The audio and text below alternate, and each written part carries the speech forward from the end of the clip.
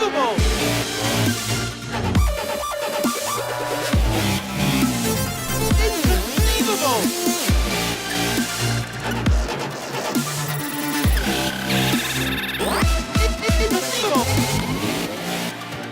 Hello and welcome to Inconceivable. I'm William. I'm Alex. I'm Kyle.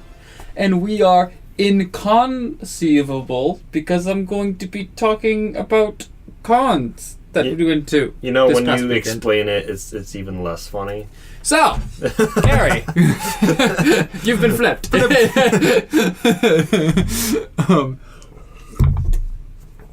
So yeah, this past weekend, which is one of the reasons why we didn't have an episode, we were at Pax East. In fact, all of us were at Pax East. More or less. Yeah. All of us that mattered, yeah. You mean, wait, what? So you guys were at PAX the longest. I was there for a day. You were there for a couple of days, right? I was there Thursday and Friday. Okay. You were there Saturday. I was there Saturday. You were there for the entire weekend. I was there. Well, no, I was there Friday, You weren't there Saturday, Thursday, yeah. Sunday. So what would have been the full weekend, except that PAX East this year decided that they wanted to add an extra fourth day, making it Thursday a full con day. So a 4-day con, essentially, yeah. There's not many of those in the Northeast, is there? There's that and PortCon, only the ones I can think of. PortCon is a PortCon's 4-day? con. I thought it was a very small con. Oh, it's small compared to most cons, but I personally enjoy it. Shout out to the PortCon, man. Well, you've had panels there in the past too, haven't Correct, that's where I debut my panels. That's why it has a special place in my heart. It's actually where I'm probably gonna go there this year. Oh, yeah. That's Get with me. generous. Yeah, So- get with me, dude. You can go there on Saturday. But I think. that's cool. But hey, let's go on to Will's topic. Yeah. So I'm just PAX, saying. I have been trying to go to PAX East for 5 years, and this year I finally did it. Why has it taken me 5 years, you may Because ask? you suck at it. Because I suck at it. Same. But tickets are famous for being so hard to get for PAX East. In fact, like one of the most scalped tickets for convention-related tickets. Famous or infamous? Yeah, infamous, Scalped? really. Scalping, yeah. Is when you buy to sell. Scout. Oh, okay. Yeah. Gotcha. No, they physically scalp the people who buy tickets. Give me your ticket. No, scalping is notorious when people buy tickets for the purpose of reselling them for a higher value. I'm learning so many Yeah. new phrases. AKA jerk faces. To put it lightly. Yeah. But yeah, so this year, I was actually on top of it. I've been going to so many conventions. It's like, no, I'm making PAX East happen. I'm going to this con. I had so many friends in that circle of con, they've had it way figured out. They've been going to PAX East for past years. I'm like, Will, I got you. I'm going to make sure you get tickets. I had 3 friends all tell me that's awesome. There's no way I'm not going to PAX East this year. Totally. I actually got tickets to Friday and Saturday. I ended up getting a Sunday ticket later because even though I was right on top of it, Saturday, Sunday, I'm not even sure if those days sold out. Thursday definitely did not. Sunday was low according Yeah. to the website. Yeah. So the one year I was I'm really not on top surprised. of it, they didn't 100% sell out. You could still, on top of buying some from, people in the community, just selling the tickets, not scalping. They're just hey, I didn't end up going, or I bought too many, you know. So scalping, going back to that, is that basically people buying a bunch of tickets and then trying to sell them for a bigger price? Typically, there's people like that outside of the con on Saturday. Oh yeah, they were also notorious. Thanks. They were very which is hilarious because they weren't uncomfortable. They weren't nearly as hard to get this year, and I think that's due to the fact that it was changed to a 4-day con. Mhm. So there's a little bit more time to spread apart all these people, and it'll be interesting because I would imagine that we eventually see that continue to build up to eventually all 4 days are just as packed as any other day. But until then, you said Thursday was pretty great for doing stuff because it wasn't that busy. So. Yeah, so Thursday for me is definitely what I recommend if you can get the day off from work to go to PAX for people going to PAX for the first time with the intent of experiencing the booths, getting shopping done, and just seeing what the atmosphere is like. Obviously, if you're going to see a specific panel, you're going to have to go on the day the panel is on. That being said, definitely recommend going Thursday because, as you know, Thursday isn't the most commonly used con day. When I went, it was still crowded, but not to the point where it was uncomfortable. I didn't feel like a sardine. I was in full cosplay. I was in my Monster Hunter cosplay, giant katana, a skirt essentially, and even then I felt super comfortable. It wasn't super crowded. Crowd management was fine, and all the merchandise was fresh, obviously, because it's Thursday, the first day of the con. So I had basically first dibs on like whatever merchandise I wanted. That being said, I did a specific figure of my best girl got sold out within like the hour of it opening. So I was kind of kicking myself, but then I realized, I just saved myself like $100. So like, it's not a huge loss. Yeah. But yeah, The best girl. yeah. It was best How girl. long were like lines typically like waiting? Yeah, to so play games and stuff. okay, so playing games like it's less than an hour, That's awesome. which is actually pretty good considering the size and scope of PAX East. That being said, I'm not a guy who lines up for play video games at PAX East unless it's like a very specific thing I'm looking out for. For example, the shirt I'm wearing is the I Beat Byakuyo Battle Challenge shirt. That was in the Square Enix booth for What? It's the short hinter for Square Enix. okay. Yeah. And that's primarily like the number one reason why I go to PAX is to attend this battle challenge every year. And that's the only really real line I wait in line for. Everything else is just gravy. Yeah, I'm not a huge line guy. It's why I staff con, so I can skip the lines. But yeah, I did it with my friends. We got the swanky shirt, and yeah, I'm happy. Everything else was just shopping and me wasting a poop ton of money. Nice. Yeah. Because if you like buying stuff, or if you like free stuff, this is the con to go to because there is both lots of free stuff and lots of stuff to buy. Yeah, but definitely don't go to PAX with the intent to save money. That's I don't think you should go to any con with the intent to save money. fair. Yeah, but especially PAX. Yeah. Yeah, because like PAX, the amount of I know it's a little bit more standard for video game conventions to do this because they're usually a bit more high caliber with the companies that are involved compared to like Comic Cons and anime cons. It's definitely more mainstream. Yeah, Pun entirely intended. and like more reliant on more reliant on like companies like support, and involvement. Sponsorships. Yeah. And holy crap, like the amount of money that is dumped into this convention is insane. It's inconceivable. Yeah. Hey, wait, and roll credits. Yeah, like everybody talks about just like the first time going down the escalators and just like going. For those who don't know the layout of this Boston Convention Center, you've got your big entrance and the expo hall. Like this whole convention center is 3 stories tall, and you enter in on the second level in the main entrance, and you can't really see the expo hall from the main entrance It's basically like in the middle of the center. yeah. And Or then not in the you middle take of this the escalator down to the expo hall, and you just see the expanse of it all, and it's a better view from the enormous. sky bridges, personally. True, yeah, Yeah. but that's like it doesn't have the same unveil. Yeah, like- well, with the sky bridge, you have to look either left or right. When you're coming from the escalator, you're seeing all of it right in front Yeah. of you. and that's usually the first time you're seeing the expo hall. So Well, the thing is that I had gone to that expo hall for Boston Comic Con. Mhm. The thing is, and you know this very well, is that they only used half of that space. Half of it was for pre-registration tickets. So there was like a huge empty, like basically Yeah. empty room. And the other half, they crammed all of like everything, the exhibits, artist alley, dealer's room. It was celebrity, all one. Yeah, even their main their main stage. main stage, which they was basically a curtained off quarter of the thing, which was really bizarre. I won't get That into was- Boston Comic Con, But that was really tight. I mean, this one had a lot of people, but there were still sections where you were able to stop and breathe. Yeah. There's corners. and yeah, such. and only that, but like their crowd control is amazing. So like on They the actually expo, had crowd I control. know, right? Like, I'm not used So to that at they cons. actually had a crap ton of staff. They call them enforcers there. Were they checking to see if people had badges? Because some people were able to get in without having a badge. Yes and no. Okay. I feel like that's a topic that shouldn't really be discussed. I don't want to step on any toes here, but To answer your question, yes, they do check. Awesome. they're supposed to check badges. Yes. Okay. Yes. Some of them, because the thing is that it's not always consistent about who is checking your passes, whether it's the con staff or if it's the security that's doing it. So depending on who's doing it, some are more carefree than others. To especially if you're in a pretty elaborate cosplay. Yeah. Okay. So, but they definitely do check your cosplay. Okay. So don't try to think about freeloading this con because you will get caught.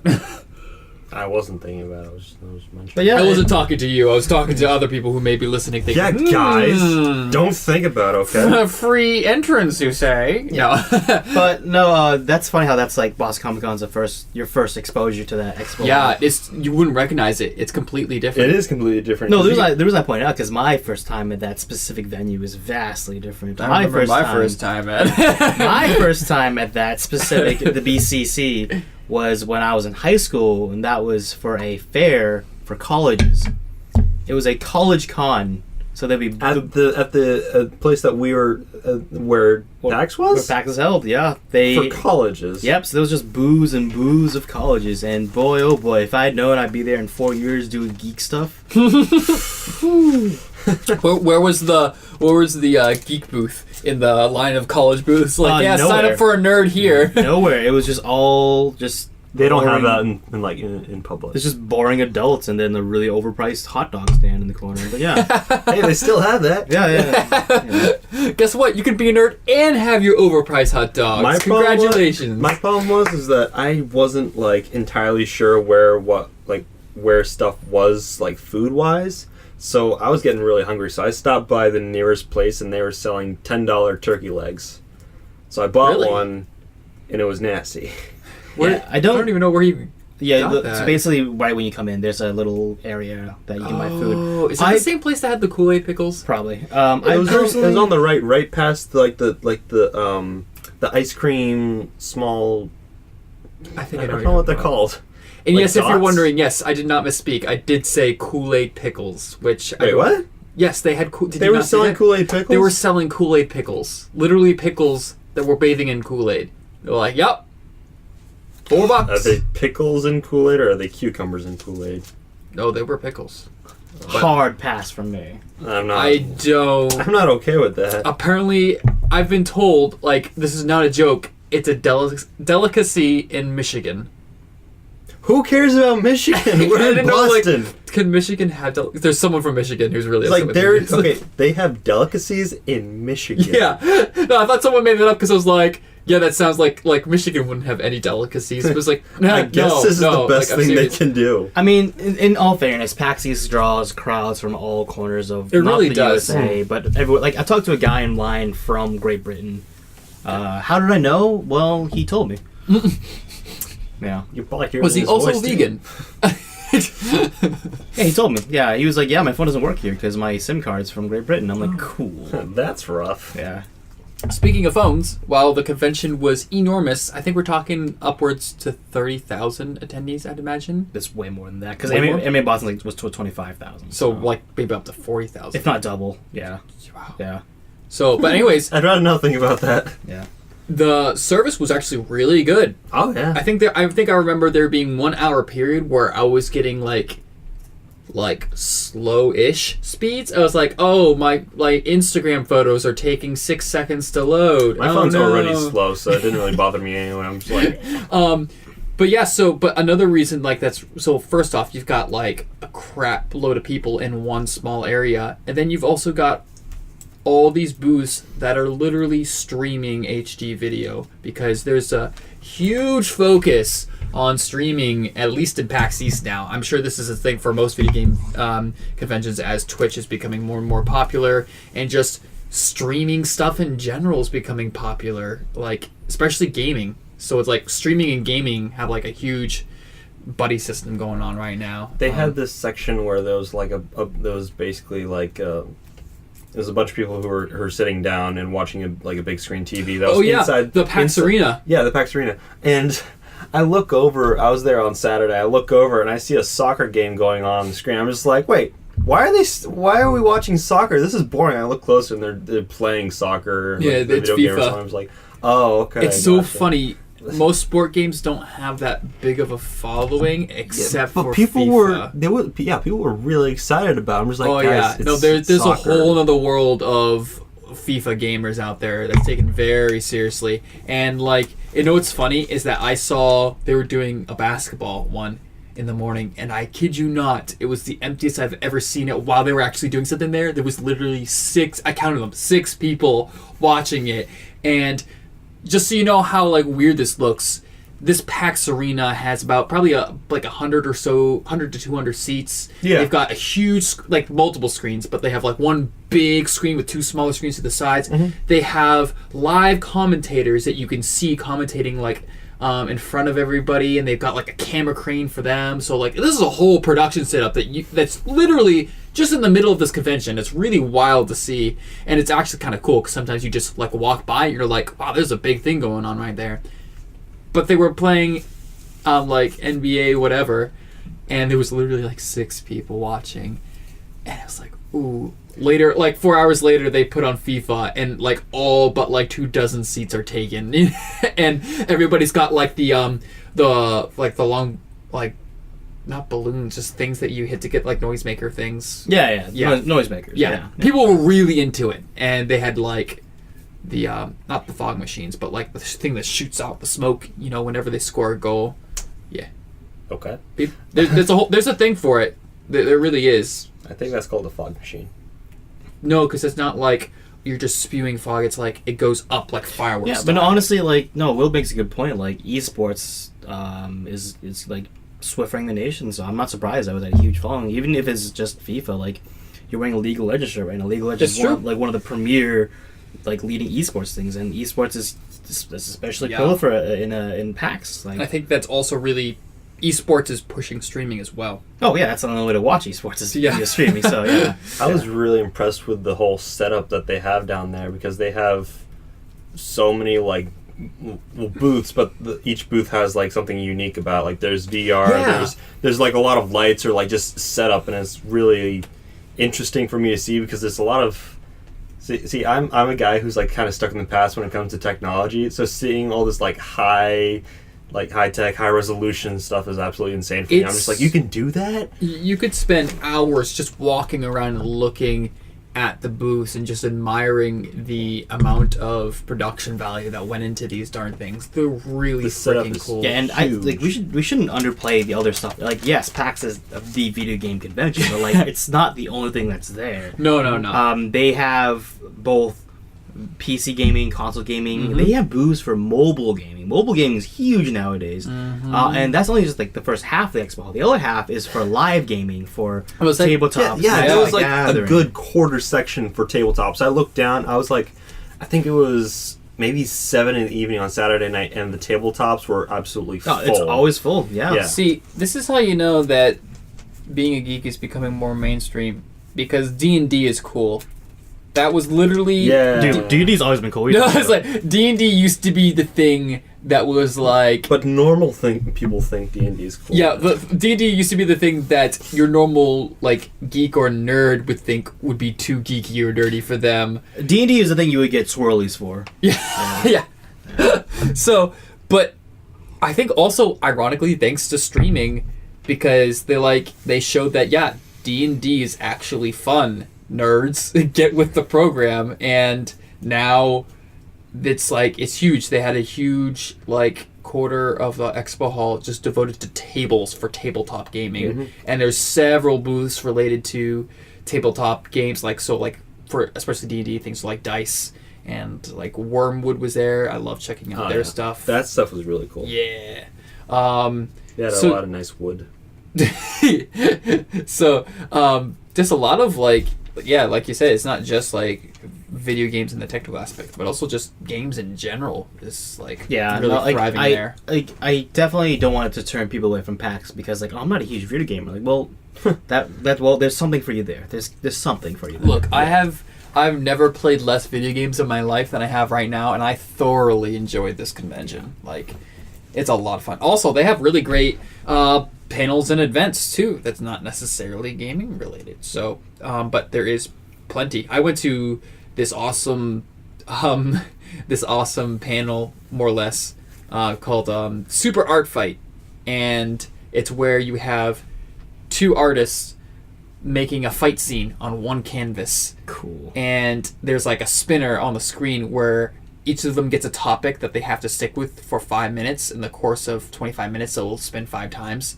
and they're allowed to draw over each other and stuff. So like this one guy, he had to do something related to like board games, so he drew himself on like as the operation guy, but then the other guy turned it into like a mouse trap. So then like he was looking like he had the upper hand, like, oh, that was really clever because he made like that move on him basically.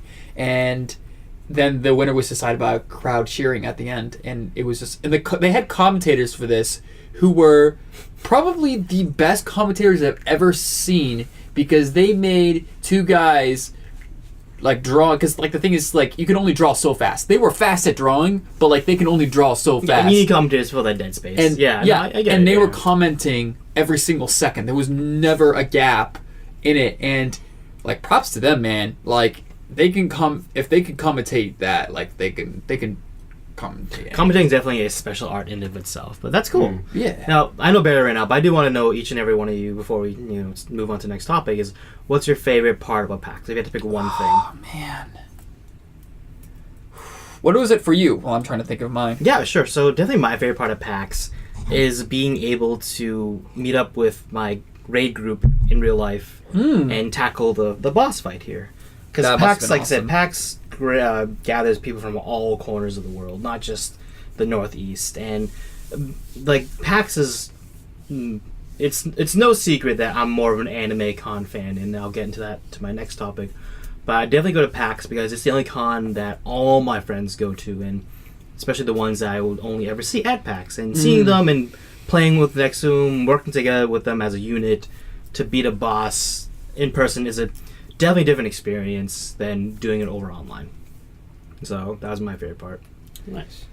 Jeez, I just really liked.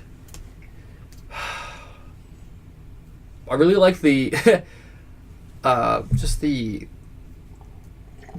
really like the appreciation of how much effort went into making this convention happen. It's like we were talking about this earlier today about how they've really fine-tuned this convention, and it's clear that they've been doing this for years, because there's so many small aspects. Despite how big this convention is, every single part of this convention space, although be it very huge, is used, and there's lots of little clever things, almost Easter eggs, if you will, in this convention that just makes it a little extra cool. And as someone who goes to a lot of convention, it's really awesome to see how much thought is put into this convention as a whole. For sure, yeah. So I really appreciated that. What about you, Alex? So PAX was really overwhelming for me because I'm not really big into crowds and I don't play a lot of games. I really enjoyed cosplaying with my friends, even though I was like uncomfortable. We were basically in our group, so we were walking around the hall, and it was cool because usually, like, going to PAX, I'm thinking, all right, everyone's mostly like a gamer or something, but there was a lot of people who were actually really big fans of our cosplay. So cosplaying was great, and it felt like there wasn't a lot of cosplayers there, but it was more appreciated, I feel like, if you were cosplaying. Yeah. And also something that was really, really cool, and like I think it's there because there's not a lot of cosplayers, was a cosplay lounge. So like only cosplayers were able to go in, and you could like rest your feet, put your cosplay down, shout out to Riot for being the ones making that happen. That was so cool, and it was so awesome just to have something like that. And it felt like basically a shout out to cosplayers and saying like, hey, we appreciate and support you here. Take a break because we know you need it. That's definitely the one thing I will give to PAX, because they do treat cosplayers like literal gods. When I cosplay at PAX, I feel very appreciated. And the fact that there's a whole entire room with soft, comfy couches and free food just for me, that's pretty awesome.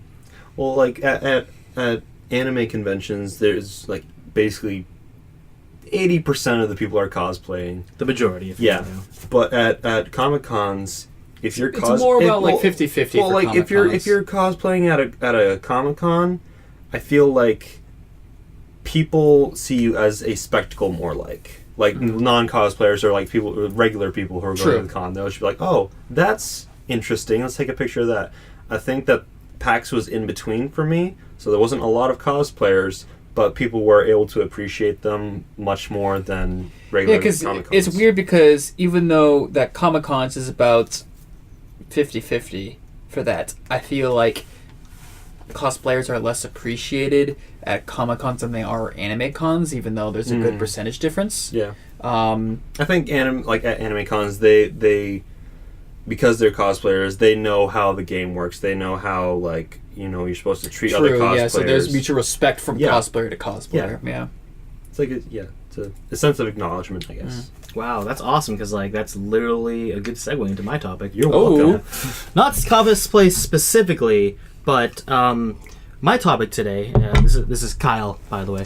My topic for this podcast will be, I didn't give an official title because it's hard to make it sound good, but it's the atmosphere you feel comparing anime cons to, say, non-anime cons. And I'm going to specifically cite PAX East, because that's the biggest one that happened recently, and one that we've all been to. And then I'll be talking specifically about Anime Boston, because again, that happened the weekend or the week before PAX East. So yeah, we had a real double header in Boston. It's been a very busy month for us, to say the least. But yeah, we're fine now. Yeah, everything's fine. Yeah, cosplay is definitely one of my major points. But let me just start with this. So, I want to preface my next spiel that this is entirely opinionated, and this is not to be taken for fact. This is simply Kyle Hong's opinion, and I'm going to be making a lot of like sweeping statements, which are generally looked down upon for good reason. But this is just observations I've noticed going to Anime Boston and PAX East for so many years. To put things in perspective, I've been to Anime Boston ever since my senior year of high school, and I graduated high school around 2010. So I've been going to Anime Boston for quite a while. PAX East for about 5 or 6 years. So I've had good experience and exposure to both. So in my many times in both of these cons, which they happen in the same month, so it's easy to compare the two, I can safely say that I'm more of an anime con fan, and that's me being entirely biased because of these reasons. The first major point I want to get into is that I find that anime cons, which you touched upon this briefly, Alex, are a lot more accepting and welcoming. They're very much not inclusive, I think is the right word. They're not like, let's put an example. When I'm at Anime Boston and we're lining up to get our badges or whatever, I hear some people talking, and they're like, blah blah blah blah, Yu-Gi-Oh! And I'm like, yo, you like Yu-Gi-Oh? And they're like, you like Yu-Gi-Oh? And they instantly welcome me into their conversation because just our mutual like for this one, I'm not gonna say obscure, but just this one anime thing. Right. Where conversely, if I'm at, say, a Starbucks waiting in line and I'm talking to my friends about Yu-Gi-Oh, that's less likely to happen. It's very much like, this is an A-B conversation, see your way out of it type of thing. But I found that Anime Boston, again, that's just an example I use, but they're a lot more welcoming to the subject matter. They're a lot more like, you like this thing, I like this thing, let's get more people to talk about this thing. Like, you actually like this thing? That's super weird. Now, conversely, I find that at PAX, it's a lot more, and I'm not going to say, it's no good way to say it, but it's a lot more elitist. I know where you're going with, and it's like, I know why you're trying to avoid it because it seems kind of harsh, but it's like super harsh. And again, it's a blanket statement, and I know I'm wrong. But it's just something I've found. It definitely goes up to elitist. That's how you feel about it. Like that's again, entirely my opinion. I'm probably wrong, but this is how I feel. I definitely, it's like to kind of harness on that. I definitely feel like it goes up to elitist. I definitely don't feel like everyone's elitist, But yes, there is at least a portion of people that are practically elitist. Yeah. You know? Again, to quote an example, I do a lot of my panels about RWBY or just talking about anime in general, and it's one of those things where when you find something, at least the anime cons, when you find something and you have like a discussion about it, we're very much trying to learn more about that topic. It's like just understood that like if we like similar things, that we just move on from that. Yeah. You like it. Mhm. You like it. I like it. Cool. Let's talk about the thing. At PAX East, I'm not going to name names or name specifics, but I'm just going to say that I find myself trying to prove my nerd cred more at PAX East, even when I'm like clearly cosplaying from the subject matter. Yeah, like even waiting in line in full cosplay of this genre or of this game, people ask me, like, oh, you know, they're like almost quizzing me. You know what I mean? I'm like, okay, sure, I can answer these, but like, was this really necessary? And like, why can't we just go beyond the quizzing and just talk about the thing we were going to talk about? Like, we could have just said 5 minutes. Right? Yeah. What's the fun in that? Again, it's hard to be vague about it, but I very much find that the atmosphere of PAX East is not as inclusive as Anime Boston. It's a lot more of a me versus you, as opposed to us. And let's have this discussion at PAX or at the subject matter. Sorry. No. That's a really fair thing to say. I feel like maybe people are trying to feel validated in a way. I feel like there's maybe a little bit more competitive atmosphere, and I think that the difference between anime and gaming is that there is a competitive side to gaming, where there really isn't as much of a competitive side to anime. Actually, have you seen Waifu Wars? One thing I rest my case. Well, you go back to going back to you talking about how they will like basically quiz you on your character. Basically, I've noticed that. I feel like that's not just something that happens at PAX. Like I haven't really noticed. I've kind of seen it at a lot of cons because people will come up to me and they'll. Like, I'm cosplaying, but I'm not that character. They'll treat me like I am that character, which is great, but then they'll maybe talk to me as if I'm supposed to be that character. Be like, if I'm cosplaying Ida from My Hero Academia, they'll be like, why aren't you in class? And, you know, like, why aren't you, like, taking care of all your students or whatever? And I'm just like, I don't know what to do now. I'm just going to swipe my hand and be like, I don't care. I mean, that just leads into the play part of the cosplay, where people like to be in character, at least I feel like, but it's oftentimes not. And I think this gets into the history of the word of cosplay, but like nowadays when people say cosplay, they really mean you are dressing up as a character in a costume. Cosplay back in the day means like costume and play, you act like that character. Yeah. But that's just a whole other can of worms, maybe perhaps a different podcast. But really to go back to just comparing the two, that's the biggest. Go back to my point is Anime Boston's more inclusive. PAX East is a lot more elitist about that. Yeah. Do you think I think that has like? Feel free to put your opinion, of course. Yes. But I feel like that has more to do with the communities. So I feel like the anime community. Absolutely. Like I feel like Anime Boston and PAX East is a great example of each community, but I don't think that it's either convention's fault. It's more of just like, yeah, these are the people that we're displaying, and this is. Oh no! Don't misunderstand. I was more of saying I understood. I just wanted to make that clear for everybody in general. Yeah, for the viewers, I'm not saying like the cons are the fault. It's just the communities they gather, the anime fans and video game fans, and having these conventions back to back really like brought that together to make it really. But that being said, like the video gaming and anime communities, there's a lot of overlap. Yeah, so, for sure. Yeah, I mean, we all went there to both. So it doesn't have to be mutually exclusive. I don't think that it's just like the communities. I think it's also the subject that you're talking about. Like I'm a really big fan of Star Wars. So if I hear somebody else say that they're a big fan of Star Wars, I'll just be like, "Are you though? Are you really?" Because like the people might be like, "Oh, I really love the movies." I'll be like, "Sure, okay, so you're a fan." But with like a TV show, say, I won't care if they know more than me or less than me. We'll just talk about it. So that's depends on what the fandom is. Right, because like you're really passionate about Star Wars. Yeah. Same thing can be said about even anime. Like there are many times where I do RWBY panels, but people often come up to me and quiz me about RWBY, and I fail because I'm a really bad fan. But like that's why blanket statements are wrong. But I'm just saying like this is how I feel about those communities and what I've experienced thus far. That anime cons typically are more inclusive to film. Like they're very much come join me community, where Pax East is like, you can join if you answer this riddle. Answer these questions 3. Exactly. Very much a throwback to that. Thanks, Gollum. I appreciate it. Gollum. It's actually more. Well, it's also it's The Hobbit. I think you were making a Monty Python reference. I know you are, but Gollum was also doing riddles and stuff. But it's not important. It's not important, okay? Yeah.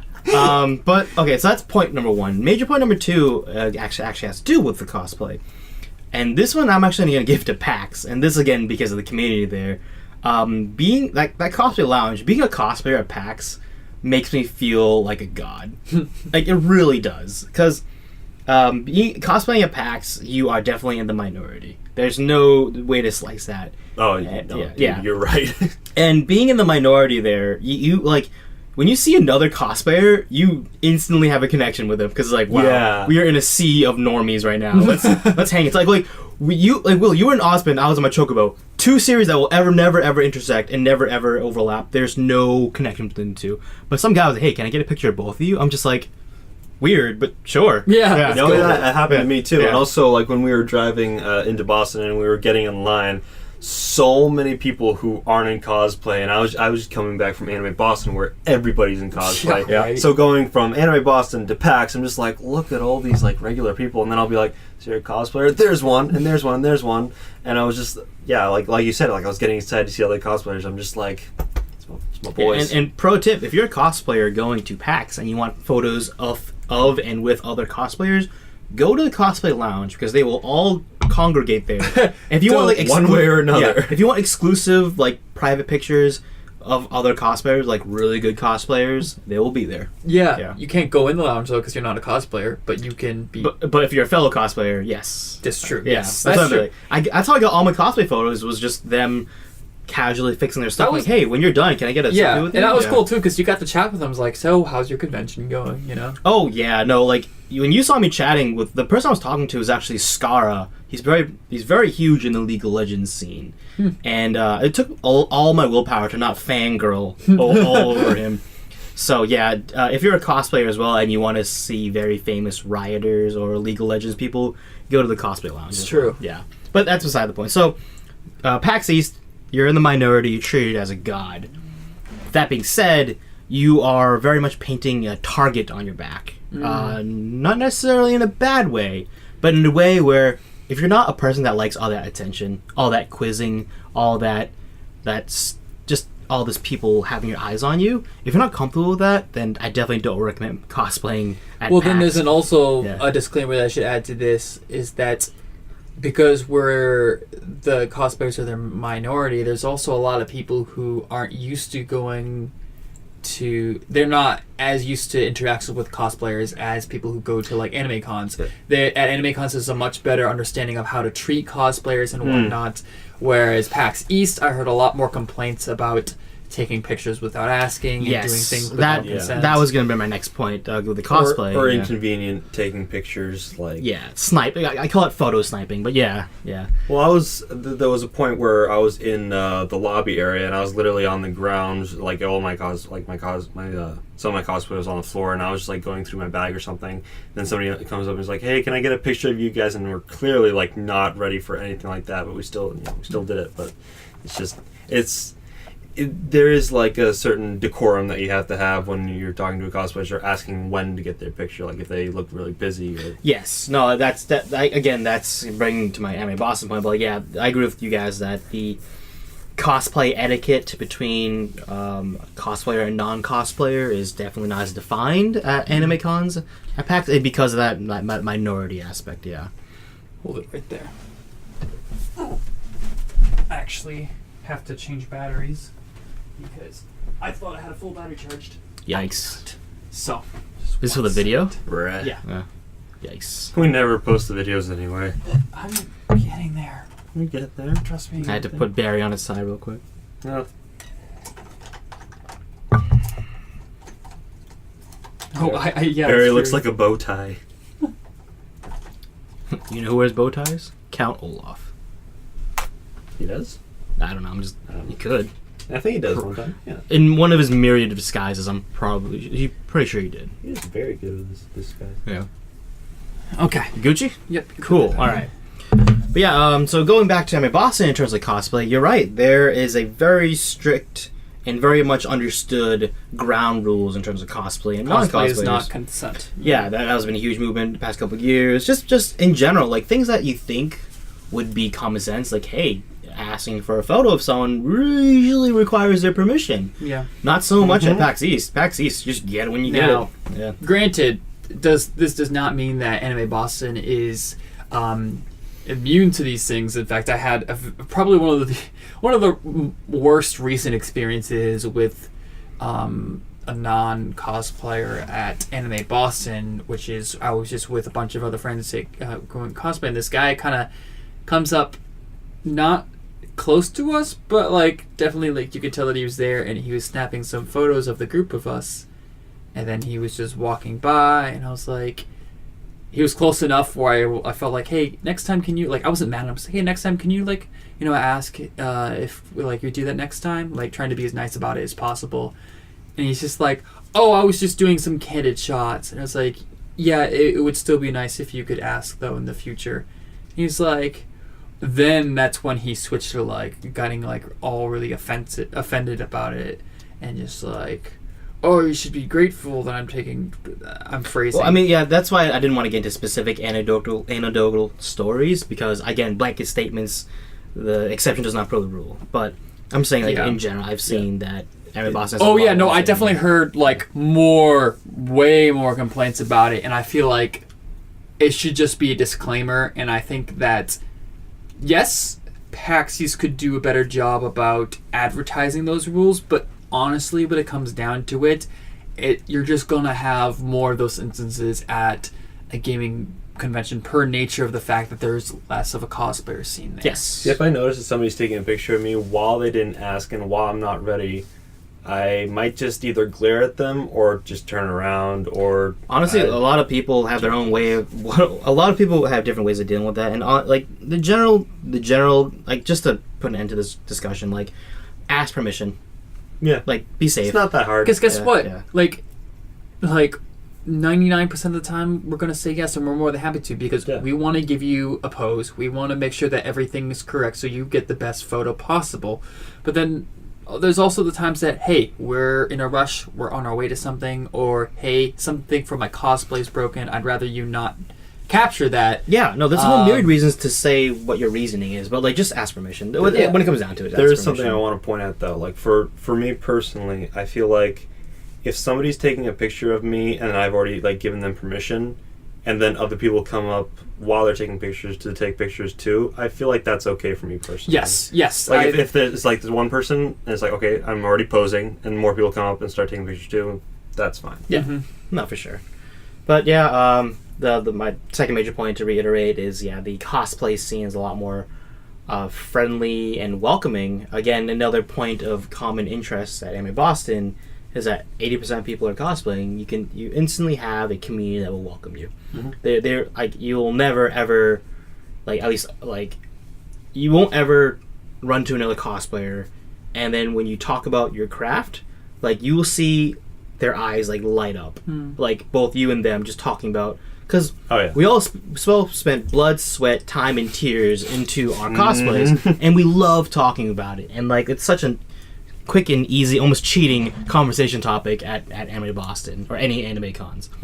So that was my major point number 2, and I'm actually glad you guys went. Like, I thought I would be in the minority here, because it's very much a controversial subject. Anything that's a blanket statement is, like, I feel bad talking about it, but that's just, like, how I feel. Being a cosplayer was definitely different for many reasons at Pax East, and there was some great and there was some not so great. And to be honest, I feel like it's like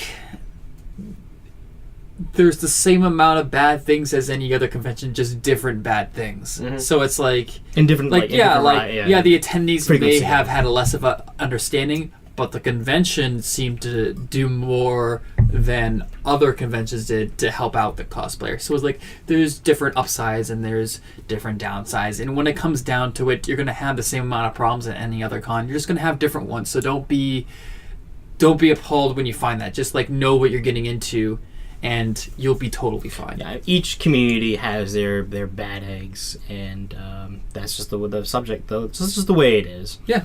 But personally, and I'm being very biased, I love anime cons. I love feeling welcomed by them. I love feeling part of that community a lot more than PAX East.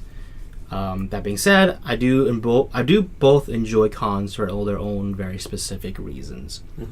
It's also cool that when you go to like PAX East and you've got like the huge companies there, so like Blizzard and Riot, they love advertising cosplayers. So if you go to their booths and like if you go to like the Overwatch booth and you've got a really awesome Overwatch cosplay, they would be like, we want to take photos of you. Like you said, PAX treats cosplayers like a god. Yeah. Like I cut lines all the time at photo booths because like, oh, you're a cosplayer, we want you in this photo. Tweet us, yeah.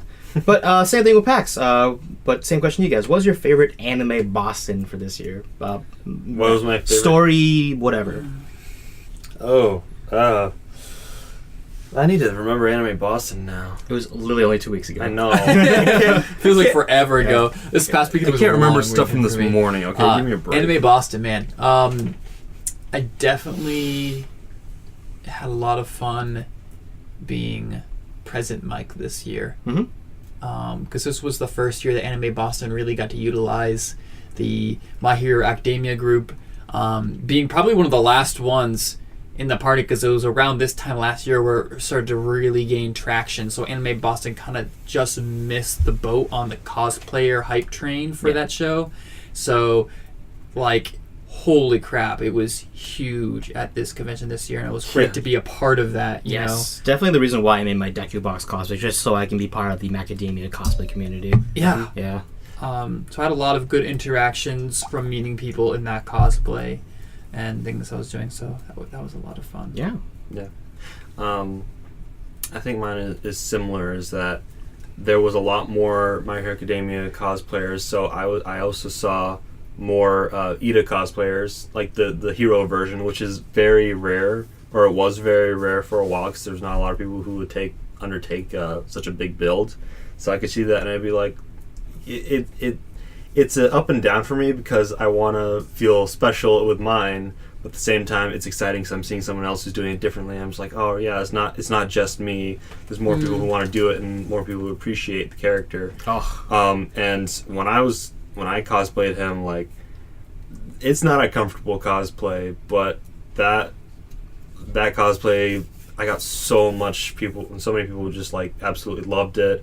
And also, we had basically a group cosplay going on Saturday, so I had a ton of people who were cosplaying with me from, Macadamia. Yeah, I mean, our squad photo was like my highlights of my weekend. Squad photos, those were some of the best ones for me, honestly, because that brings me back to when I started cosplaying. Like, I did Ruby cosplay, and then we got other Ruby cosplayers, and we started to do the whole squad thing where we would walk around as a squad. It's very difficult. Like, really, really difficult, but people absolutely love it, and it just makes you feel great. I agree. Which harkens back to my other point, where the cosplay community is a lot more, it's tight-knit there. But you gotta have your squad. Yeah, definitely, I agree with you guys that just the Macadamia squad was definitely a highlight. It was big this year. Yeah, but my favorite memory, or I guess it's considered a memory now, it was only 2 weeks ago. My favorite memory of AB was definitely Macadamia related, so I actually got a ticket to get the voice actor for Suyu to sign my Deku Box. Which, by the way, if I ever see another Deku Box cosplayer, I will instantly fall in love with that guy. Like, you say, like, oh, I kind of want to be the only Ito. No, I want to see more Deku Boxes, because big fan of that meme. Anyway, met Suyu's voice actress, and she didn't really get, like, she knew I was Deku, but she clearly didn't play like card games. But it's fine. I actually like one of my favorite things with meeting voice actors is talking to them, having a conversation, quick 20-second thing. And my favorite memory is like asking her, hey, what is Suyu's favorite frozen dessert?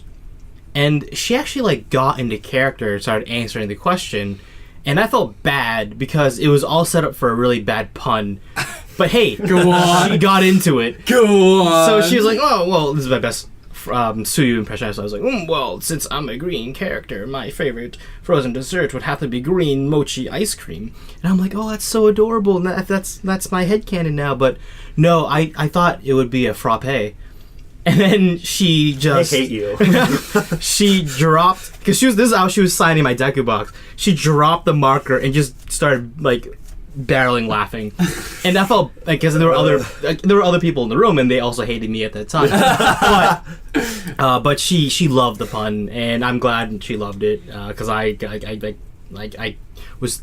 like, spent the last hour waiting, like, oh, what do I talk about? Let's make a joke. So you had an hour to think about this, and that's what you came up with. I'm proud of you. Hey, I think it's good. Okay. Yeah, a frappe? Come on, dude. But yeah, that's definitely a highlight. But I'm gonna be honest with you, again, as an anime con fan, my favorite memory of anything anime con related isn't actually about the con. It's about the time I spent not involved with the con, specifically playing late night charades. And sorry I missed that. You guys know how I love charades. Cody actually joined us to play charades, and he can attest to how awesome it was. So yeah, a lot of stories about that, but charades and then my frappe pun was definitely my highlights of Anime Boston. I'll have to join you guys next year. Dude, it's a yearly thing. Kyle Hung's charades, awesomeness. Yeah. But speaking of cosplays, like one can consider cosplays as like almost like a disguise, and you know who else is a master of disguise? Count Olaf. Oh, hey, that's a segue. All right, that's awesome. Thank you. Yeah, I'm going to be talking about a series of unfortunate events. Not specifically any spoilers, but basically the show in general, the characters, the actors.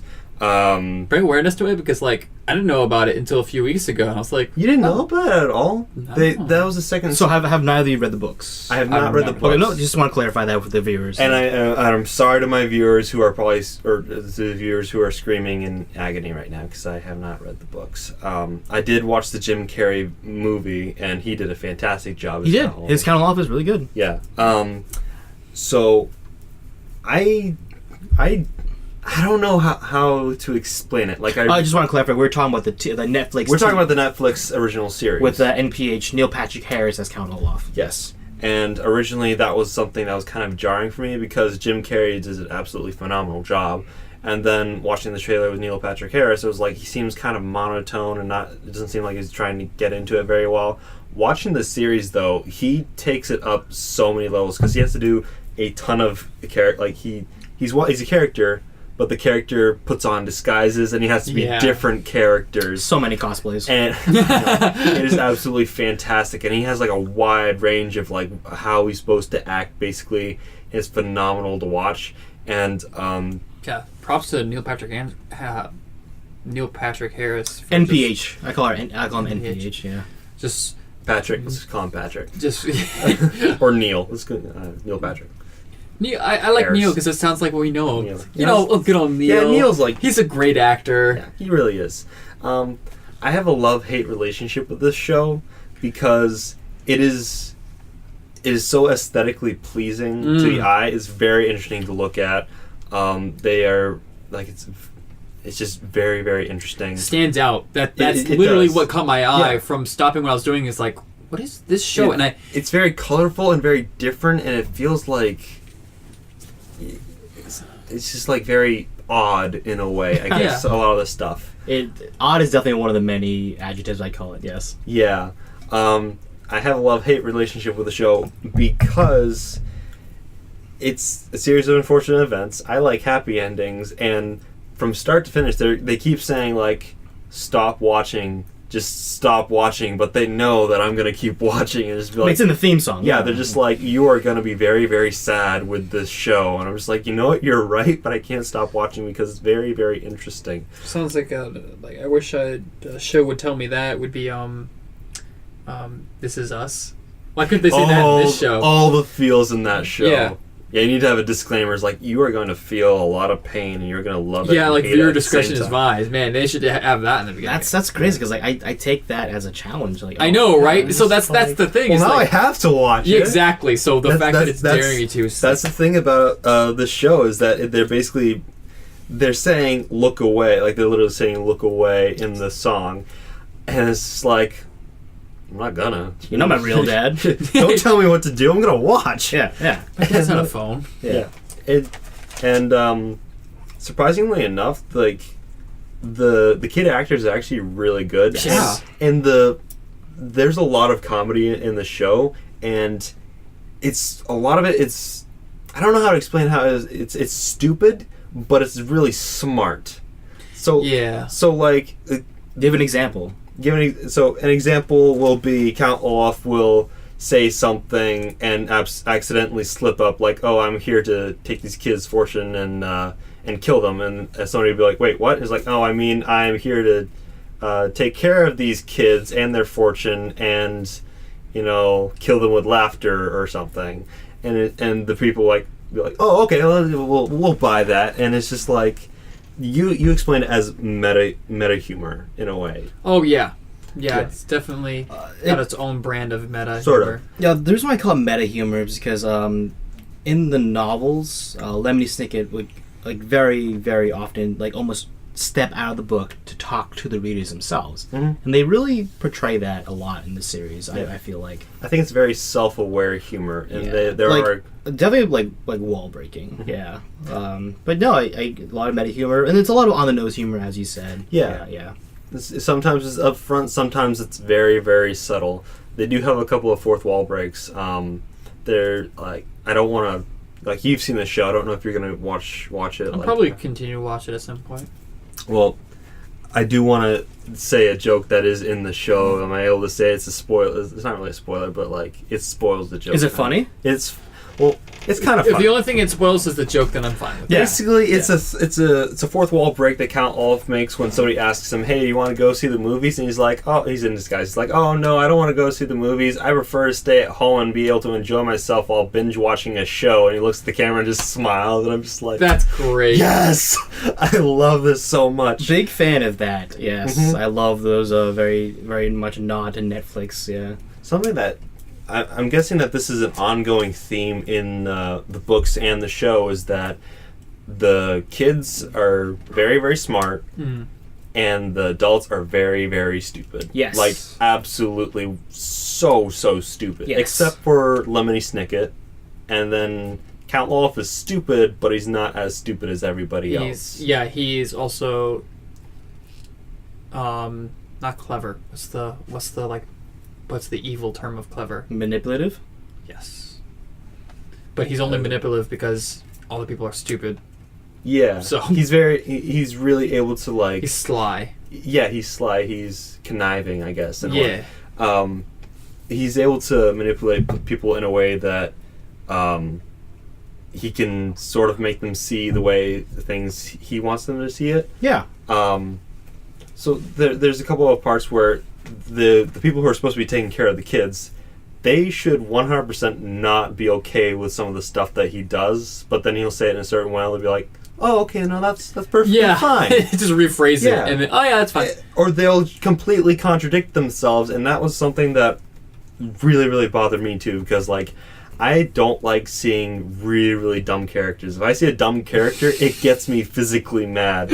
And, I forget his name. This is the guy that cosplays Jean Arc, by the way. Oh. Yeah, okay. So so question, do you hate horror movies more because of the scary bits or because of how stupid all the people are in I actually don't know, because I hate scary stuff. But there's one character in this show, Arthur Poe. He is a banker, and he's supposed to take care of the kids, or he's supposed to take the kids to whoever's supposed to take care of them, whoever's their guardian, and he is one of the dumbest guys that I have ever seen in a show, but he's perfectly happy. He'll be like, "Oh no, you'll be fine in this absolutely terrifying place," or, "Oh, this is a scary man. No, you're perfectly okay. You're gonna go away with these strangers. That's fine. Don't worry about it." And every single time, I'd get more and more mad. But that was in season 1. Season 2, I'm just like, I know you're stupid.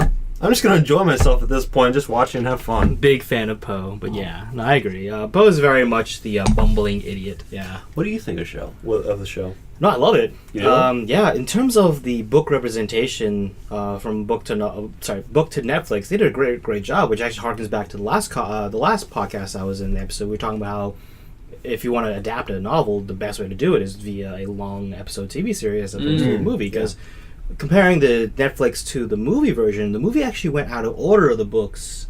Because they actually did the finale of the climax of the movie was the ending of the first book. Yeah. It was weird. It was great, but it was weird.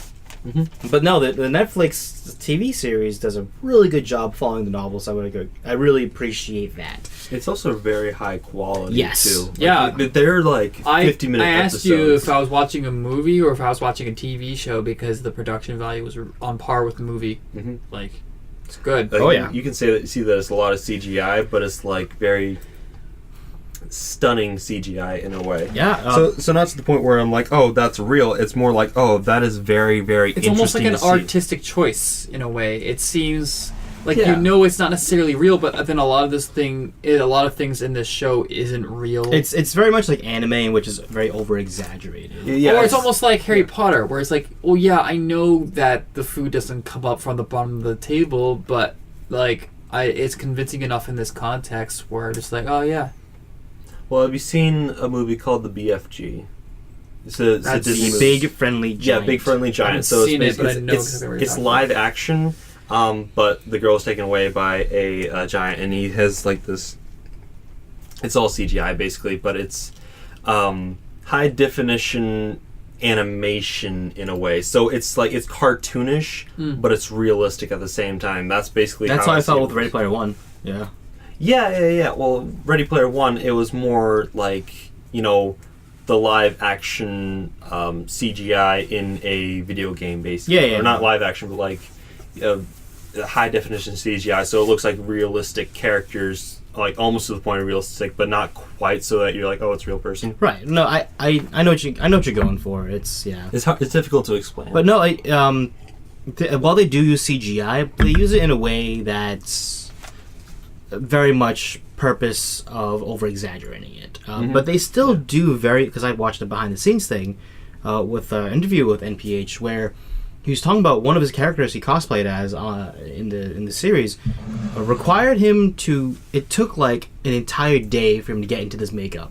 That's how elaborate the costumes he uses in the show are for these characters. He goes to the whole 9 yards. He does. Yeah. And he really like brings them to life too. Yes. So like the commitment to that is astounding. Any actor who can just spend all day sitting in a chair while people poke you with paintbrushes, kudos to that. I can never do that. I think in season 2 he basically dresses up as a character that's supposed to be a coach at a school.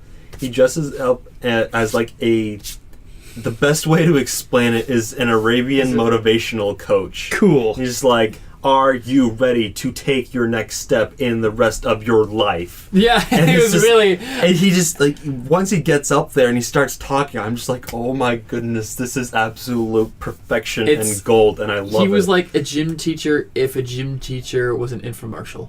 Yeah, he was literally like an infomercial. It was really like a bad infomercial. And do you know what I said to that? And so, season 1, he did a very good job being the different characters. Season 2, he absolutely nailed the characters that he was doing. He did like he did like this investigator sort of detective guy, but he was talking in a way that he was like at a club in a college, or you'd be like, you know how at clubs they'll like snap their fingers at someone who's talking in like poetic. Yeah. I don't know how to explain it. So poetry slams. Poetry slam. That's basically, it was like a detective poetry slam. See, I was thinking clubs with like, raving. And no. Yeah. Do they snap their fingers at raves? They can. I guess so. You can do whatever you want at a rave. You know you're not wrong. At raves? Is that what the cool kids are doing these days? Well, Alex, applauding through snapping of your fingers. Alex, we need to take you out more. Yes. Poetry slams. I need to get out. Yeah, poetry slams. That drop though. I'm just saying his characters are very interesting, okay? No, we get it. Yeah. No, yeah, I agree. Yeah. So would you say his ability to get into these very dynamic and interesting characters is an improvement upon season 1? Oh yeah, definitely. Okay. I know, like, while watching season 1, I'm like, okay, he has a wide range of stuff that he has to work with, and he has to, have range basically in his acting abilities, and he does a great job with that in season 1. I haven't seen it in about a year, but I remember some of it. In season 2, he absolutely steps it up in every single way. That's good news, because the huge complaint I've heard about NPH in season 1 is that it's just simply Neil Patrick Harris acting like Neil Patrick Harris. Yeah. If you ever see... that's something that I did notice. He's too, definitely... that, like, as Count Olaf, he wasn't as, like, absolutely extravagant and a little bit crazy as Jim Carrey was. Yeah, it was just him acting like himself, and that was a huge complaint to season 1. But season 2... I haven't personally watched it yet, but I am planning on watching it. But season 2, the fact that he's more diverse with his characters, that's good news. I think he definitely starts to own the character. I think it's fair to say that Count Olaf is essentially Neil Patrick Harris, but slightly a bit more exaggerated. Yeah. But only slightly, because NPH is amazing. Yeah. Because I'm a huge How I Met Your Mother fan, and like he plays Barney in How I Met Your Mother, and I very much got the Barney tone from Count Olaf. Yeah. It did make me. If he was sadistic, like crazy person. Yeah, I could also feel a little bit of that seeping through, and it made me happy. Which I'm personally fine with, but people have a complaint against that. It's like how like Michael Cera can only play like one character, but he's really good at it. So why not? Whatever. I was talking about him on the last... Whole can of worms there. I was talking about him on the last episode when I was talking about Scott Pilgrim. Yeah.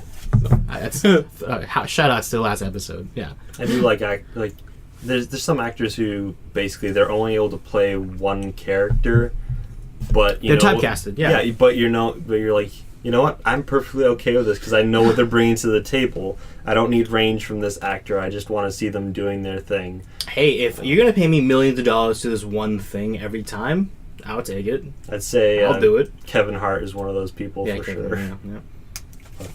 I really like this show, and it hurts my heart, and I know that it's not going to be happy, but it's really good. But it keeps challenging me, so I'll have to keep watching it. I would highly recommend this show. Yeah, it's absolutely. It's like really clean too. Like, it's super intriguing. It reminds me that same kind of feel as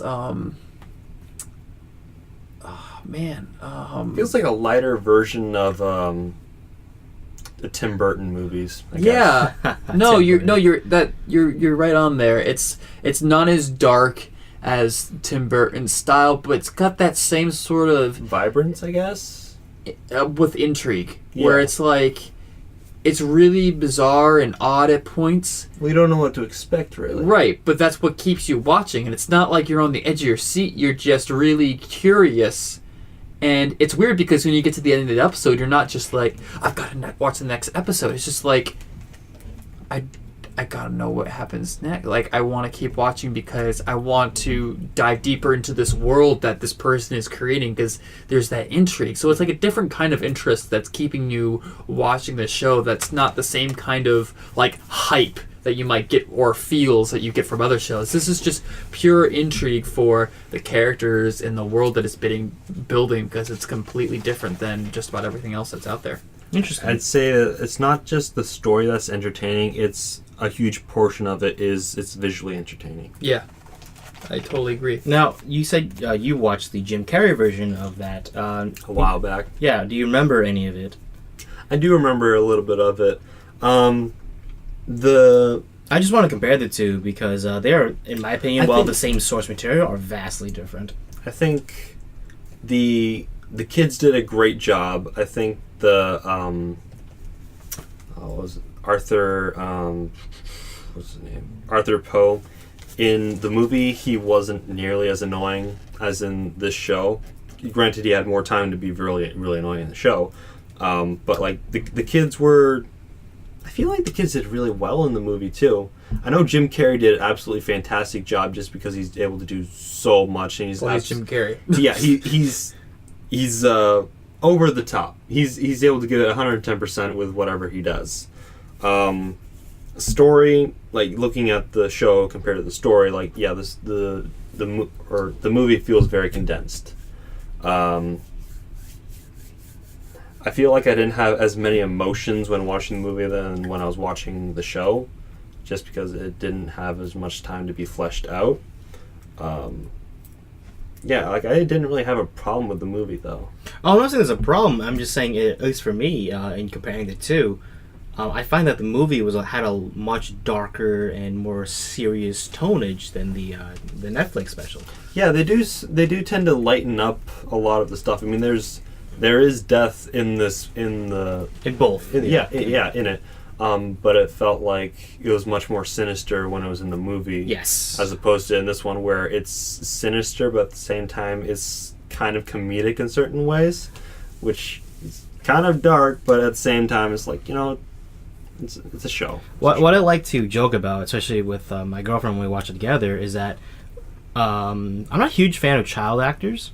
But that being said, in the movie, I was rooting for the kids because, when I read the books, the kids are the protagonists. They are the heroes. They are who you're supposed to root for. And Jim Carrey made a very good Count Olaf to hate. I love to hate Jim Carrey's Count Olaf. Yeah. Now, this might be my jadedness coming in as I'm growing up and from my further dislike of children, but watching the Netflix of Unfortunate Events, I'm rooting for Count Olaf. I want him to get these kids. I'm like, oh, come on, you can do it, buddy. Just try harder. I like the kids more in season 2 just because I feel sorry for them. Sunny is one of my absolute favorites. The baby. The really? baby. Yeah. She's absolutely fantastic. And another thing that I want to say is that Count Olaf's troop, I guess, his posse of sorts. His troop, yeah. I barely remember anything about them in the movie. Oh, yeah. In the show, they're absolutely amazing. They're great. There's like some sort of connection between the guy who has like hooks for hands and baby Sunny. Like he's able to speak baby too, so he's actually having conversations with her back and forth. They're playing cards. They're drinking soda together. It's absolutely fantastic, and that's one of the things that's like just it's really intriguing to me and very entertaining. Yeah, and that's just the beauty. Like, again, shout out to the previous podcast where it's the beauty of the novel adaptation in a more episodic form. Yeah, which makes me more excited for the Lord of the Rings Amazon special. So we'll see. We'll see. I'm still worried about that. Yeah, but as it's wrapping up, I guess going with the theme, like, what's your favorite part, without going too spoilers, of the Unfortunate Events favorite series? part? I'll tell you right now, it's actually the acting. I think across the board the acting is super solid, and the cinematography is also really on par with it. I say the visuals and Count Olaf. I'm sorry, Count Olaf is just absolutely amazing. He's terrible, but he's just such an interesting villain. I agree with Alex here. I'm rooting for Count Olaf. I want this guy to get these kids. I love Count Olaf. As long as Sonny's not hurt. Yeah, don't hurt the baby. It might just because I'm a huge NPH fanboy, but yeah, I'm rooting for Count Olaf here. Yeah, for sure. I'm not rooting for him just because I don't root for bad guys, really, but I do really, really like him. Who am I kidding? He's great. I mean, my buddy Mia. You gotta love him. Yeah, gotta love to hate him. Cool. Yeah. Well, thanks for joining us this week. Definitely check out that show. I recommend it. You recommend it. You recommend it. You haven't even seen it and you recommend it. Yes, I have. I've seen some of it. I've seen enough. Okay. I've only seen season 1, but yeah, I do recommend it, yes. Yeah. It is on Netflix currently. Go watch it. Go binge it. Yeah. So, yeah. All right. Well, we will see you next time. But until then, stay kind, geeks. Bye-bye. Bye.